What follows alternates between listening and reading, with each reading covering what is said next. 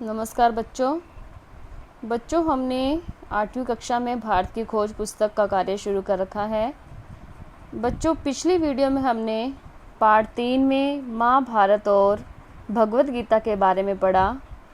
आओ बच्चों, आज हम पार्ट 3 में प्राचीन भारत में जीवन और कर्म के बारे में पढ़ेंगे। डे 8 बुद्ध के समय से पहले का वृतांत हमें जातक कथाओं में मिलता है। इन जातक कथाओं का वर्तमान रूप बुद्ध के कुछ समय बाद का है। जातक कथाओं में उस समय का वर्णन है जब भारत की दो प्रधान जातियों द्रविड़ों और आर्यों का अंतिम रूप से मेल हो रहा था। कहा जा सकता है कि जातक पुरोहित या ब्राह्मण परंपरा तथा क्षत्रिय या शासक परंपरा के विरोध में लोक परंपरा का प्रतिनिधित्व करते हैं। ग्राम सभाएं एक सीमा तक स्वतंत्र थी, मीन्स आज़ाद थी। आमदनी का जो यानी कि आय हमें प्राप्त होती है, आमदनी का मुख्य जरिया लगान था, मीन्स कर था, ये जो वसूलते थे लोगों से। माना जाता था कि ज़मीन पर लगाया जाने वाला कर उत्पादन में राजा का हिस्सा है। उसका भुगतान हमेशा तो नहीं पर अक्सर गल्ले या पैदावार की शक्ल में किया जाता था। यह कर उपज के छठे भाग के करीब होता था। यह सभ्यता मुख्य रूप से कृषि केंद्रित थी और इसकी बुनियादी इकाई स्वशासित गांव थे। राजनीतिक और आर्थिक ढांचा इन्हीं ग्राम समुदायों से बनाया जाता था, जिन्हें 10-10 और 100-100 के समूह में बांट दिया जाता था। जातकों के वर्णनों से एक खास तरह का विकास उभर कर सामने आता है। यह विशेष दस्तकारियों से जुड़े लोगों की अलग बस्तियों और गांव की स्थापना थी। इस तरह एक गांव बढ़इयों का था, एक गांव लोहारों का था, इसी तरह और पेशों के लोगों के गांव थे। ये खास पेशेवर लोगों के गांव आमतौर पर शहर के पास बसे होते थे। शहर में उनके विशेष उत्पादों की खपत हो जाती थी और बदले में उन्हें ज़िंदगी की दूसरी ज़रूरतों को पूरा करने का सामान मिल जाता था। ऐसा लगता है कि पूरा गांव सहकारिता के उसूल पर काम करता था और बड़े ठेके लेता था। शायद इस तरह अलहदा रहने और संगठित होने से जाति प्रथा का विकास और विस्तार हुआ होगा। जातकों में सौदागरों की समुद्री यात्राओं के हवाले भरे हुए हैं।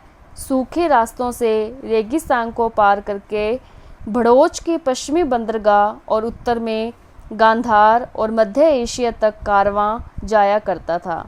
भड़ोच से जहाज बेबीलोन, जिसको बावेरू कहते हैं, के लिए फारस की खाड़ी को जाया करते थे। नदियों के रास्ते बहुत यातायात होता था। जातकों के अनुसार बेड़े बनारस, पटना, चंपा, भागलपुर और दूसरे स्थानों से समुद्र की ओर जाते थे और वहां से दक्षिणी बंदरगाहों और लंका और मल्य टापू तक। भारत में लिखने की प्रथा बहुत पुरानी है। पाषाण युग के मिट्टी के पुराने बर्तनों पर ब्राह्मी लिपि के अक्षर मिले हैं। ब्राह्मी मीन्स वह प्राचीन लिपि है जिसे देवनागरी और अन्य आधुनिक भारतीय लिपियों की उत्पत्ति हुई। मोहनजोदड़ो में मिले शिलालेखों को अब तक पूरी तरह पढ़ा नहीं जा रहा है। वे ब्राह्मी लेख जो पूरे भारत में मिले हैं निश्चित रूप से उस मूल लिपि में हैं जिससे भारत में देवनागरी और अन्य लिपियों का विकास हुआ। अशोक के कुछ लेख ब्राह्मी लिपि में हैं। उत्तर पश्चिम में मिलने वाले कुछ अन्य लेख खरोष्टी लिपि में हैं। ईसा पूर्व 6वीं या 7वीं शताब्दी में पाणिनि ने संस्कृत भाषा में अपने प्रसिद्ध व्याकरण की रचना की। उन्होंने अपने से पहले के व्याकरणों का उल्लेख किया है। उनके समय तक संस्कृत का रूप स्थिर हो चुका था और वह एक निरंतर विकासशील साहित्य की भाषा बन चुकी थी। पाणिनि आज भी संस्कृत व्याकरण पर आधिकारिक प्रमाण माना जाता है, मीन्स सबूत माना जाता है। हालांकि बाद में व्याकरणों ने उसमें कुछ जोड़ा भी है और उसकी व्याख्या भी की है। यह दिलचस्प है कि पाणिनि ने यूनानी लिपि का उल्लेख किया है।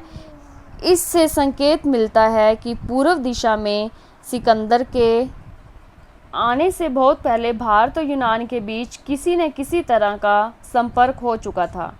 औषध विज्ञान की पाठ्य पुस्तकें भी थी और अस्पताल भी। अनुश्रुति है कि भारत में औषध विज्ञान के जनक धन्वंतरि थे, किंतु सबसे प्रसिद्ध पुरानी पाठ्य पुस्तकों ईस्वी सन की शुरू की सदियों में लिखी गई। इनमें औषधि पर चरक की पुस्तकें हैं और शल्य चिकित्सा पर सुश्रुत की। कहा जाता है कि चरक उन राजा कनिष्क के दरबार में राजवैद्य थे जिनकी राजधानी पश्चिमोत्तर दिशा में थी। इन पाठ्य पुस्तकों में बहुत सी बीमारियों का जिक्र है और उनकी पहचान और इलाज के तरीके बताए गए हैं। इनमें शल्य चिकित्सा, प्रसूति विज्ञान, स्नान, पथ्य, सफाई, बच्चों को खिलौने और चिकित्सा के बारे में शिक्षा को विषय बनाया गया है। लेखक का रुझान प्रयोगात्मक है, मीन्स उसकी रुचि, और शल्य प्रशिक्षण के दौरान मुर्दों की चीरफाड़ कराई जाती थी। सुश्रुत ने शल्य क्रिया के औजारों का जिक्र किया है, साथ ही ऑपरेशन का भी, जिसमें अंगों को काटना, पेट काटना, ऑपरेशन से बच्चे को जन्म दिलाना, मोतियाबिंद का ऑपरेशन आदि सब शामिल है। घावों के जीवाणुओं को धुआं देकर मारा जाता था। ईसा पूर्व 3री-4थी सदी में जानवरों के अस्पताल भी थे। यह जैन और बौद्ध धर्म का प्रभाव था, जिसमें अहिंसा पर बल दिया जाता था। महाकाव्यों के युग में अक्सर वनों में एक तरह के विश्वविद्यालयों का जिक्र किया गया है। ये कस्बे या शहर से बहुत दूर नहीं होते थे। इनमें प्रसिद्ध विद्वानों के आसपास शिक्षा प्रशिक्षण के उद्देश्य से लोग इकट्ठे होते थे। शिक्षा में तरह तरह के विषय शामिल थे, जिनमें सैनिक प्रशिक्षण भी होता था। इन वन आश्रमों को इसलिए पसंद किया जाता था क्योंकि यहाँ शहरी जीवन के आकर्षणों से बचाकर विद्यार्थियों के लिए नियमित और ब्रह्मचार्य का जीवन बिताना संभव होता था। कुछ वर्ष तक यहाँ प्रशिक्षण के बाद उनसे अपेक्षा की जाती थी कि वे वापस लौटकर गृहस्थ और नागरिक जीवन बिताएं। इन वन शिक्षालयों में प्राय छोटे छोटे गुट रहते थे। गोकी इस बात के संकेत मिलते हैं कि लोकप्रिय अध्यापक बड़ी संख्या में विद्यार्थियों को आकर्षित करते थे।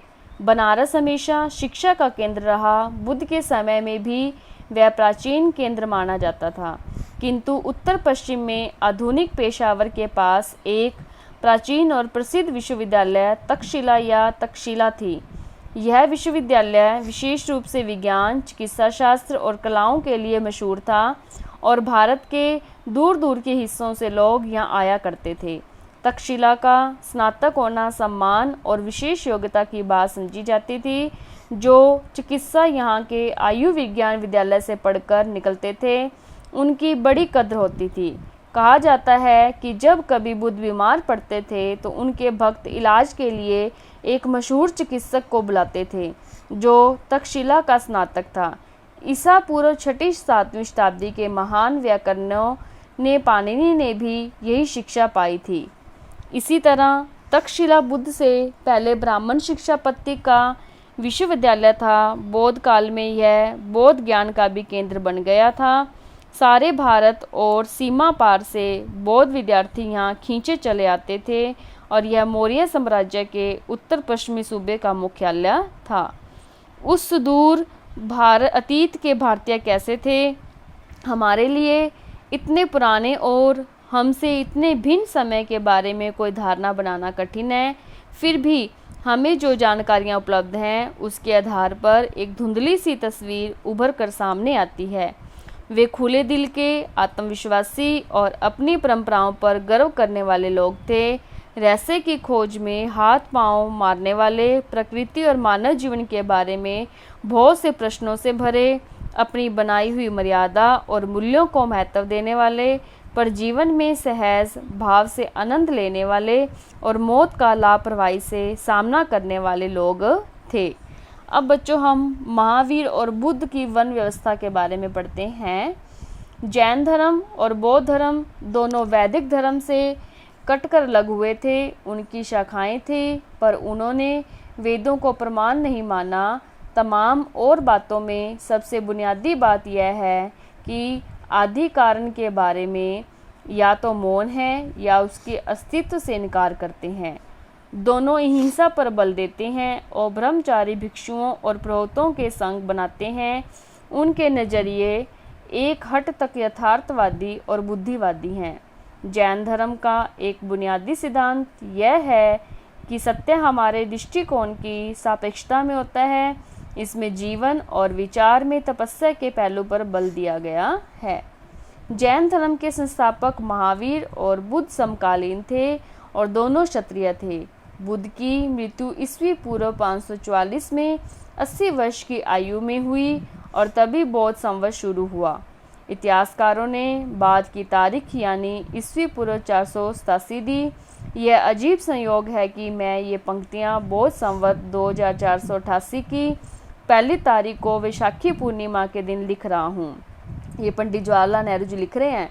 बौद्ध साहित्य में लिखा है कि बुद्ध का जन्म विशाख यानी कि मई जून के महीने में इसी पूर्णिमा के दिन हुआ था। इसी तिथि को उन्हें बोध प्राप्त हुआ था और अंत में उनका निर्वाण भी इसी तिथि को हुआ था।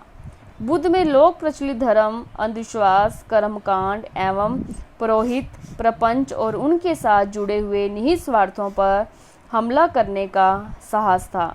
उन्होंने आध्यात्मिक, धर्म वैज्ञानिक नजरिए की तथा चमत्कारों, अलौकिक व्यापारों आदि की भी निंदा की। उनका आग्रह तर्क, विवेक और अनुभव पर था।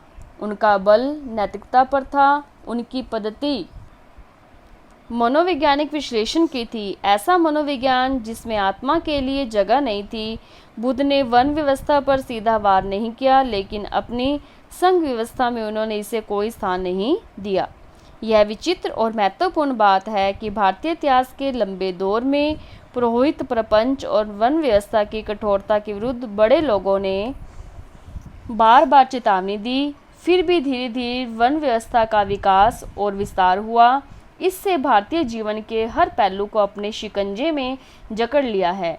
जात के विरोधियों के बहुत से न्याय हुए, पर समय के साथ उनके समुदायों की अपनी एक अलग जात बन गई। जैन धर्म, जो अपने मूल धर्म के विरोध में खड़ा हुआ था, जात के प्रति सहिष्णु था और खुद उसने अपने को उसके अनुरूप बना लिया था। इसलिए आज भी यह जिंदा है और जारी है। तो लगभग हिंदू धर्म की एक शाखा के रूप में बौद्ध धर्म ने जाति व्यवस्था को स्वीकार नहीं किया। वह अपने विचारों और दृष्टिकोण में ज़्यादा स्वतंत्र रहा। अंततः वह भारत से बाहर निकल गया, गोकी भारत और हिंदूवाद पर उसका गहरा प्रभाव पड़ा। तो बच्चों, आपने इस का पठन जरूर करना है और जितना मैंने आज इसका पठन करवाया है, इसमें से आपने प्रश्न उत्तर फाइंड आउट करके अपनी रफ नोटबुक में करने हैं। धन्यवाद।